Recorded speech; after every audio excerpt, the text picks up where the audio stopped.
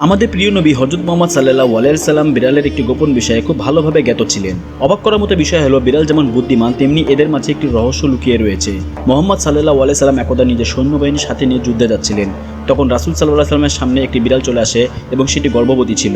আর এটি দেখে রাসূল সাল্লাল্লাহু আলাইহি সাল্লাম সাথে সাথে তার সৈন্যবাহিনী অন্য রাস্তায় ফিরিয়ে নিলেন যাতে করে সেই গর্ভবতী বিড়ালের কোনো সমস্যা না হয়। আর একজন সাহাবীকে সেই বিড়ালের দেখাশোনা করার জন্য রেখে দিলেন, কেননা যুদ্ধের ময়দানে যাওয়া চাইতেও সেই গর্ভবতী বিড়ালের পরিচর্যা করা অত্যন্ত জরুরি। সুবহানাল্লাহ।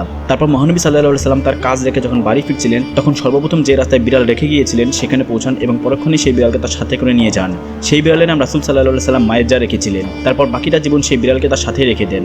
একবার রাসূল সাল্লাল্লাহু আলাইহি সাল্লাম ফজরের নামাজের জন্য উঠলেন এবং দেখতে পেলেন সেই বিড়াল তার নামাজের মুসাল্লায় শুয়ে আছেন।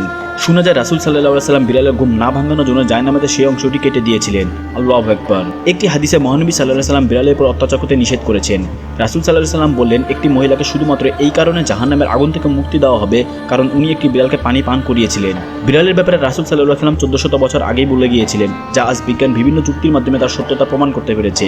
হযরত আদম আলাইহিস সালামের পর আল্লাহ রাব্বুল আলামিন সর্বপ্রথম দুইটি জন্তুকে সৃষ্টি করেছেন। সেই দুইটি জন্তুর মধ্যে একটি হলো সাপ, অপরটি হলো বিড়াল। আর এই বিড়ালের মাঝে আল্লাহ রাব্বুল আলামিন বিশেষ কিছু গুণাবলী রেখে দিয়েছেন, যেসব গুণাবলীর কারণে মানুষ নানাভাবে উপকৃত হচ্ছে। বিশেষজ্ঞদের মধ্যে বিড়ালের নিঃশ্বাসের মধ্যে আল্লাহ রাব্বুল আলামিন ডিপ্রেশন রোগীদের চিকিৎসা লুকিয়ে রেখেছেন, কেননা এদের লোমে স্যালমোনেলা নামক এক ধরনের বিশেষ ব্যাকটেরিয়া পাওয়া যায় আর এটি মানুষের ডিপ্রেশন কমাতে সাহায্য করে। হযরত মুহাম্মদ সাল্লাল্লাহু আলাইহি সাল্লাম বলেছেন, একটি মহিলাকে শুধুমাত্র বিড়ালের জন্য আচার দেওয়া হয়েছিল, কেননা মহিলাটি বিড়ালকে বন্দী করে রেখেছিল এবং কোনো রকম খাবার দেয়নি। মহিলাটি বিড়ালটিকে কষ্ট দিয়ে হত্যা করেছিল, শুধুমাত্র এই কারণে ওই মহিলাটি জাহান্নামে গিয়েছিল। মিশকাত শরীফ থেকে একটি হাদিসে এসেছে যে একজন মহিলা আম্মাজান হযরত আয়েশা রাদিয়াল্লাহু আনহা তাকে কিছু খাবার দিতে এসে দেখতে পেলেন তিনি নামাজ পড়ছিলেন।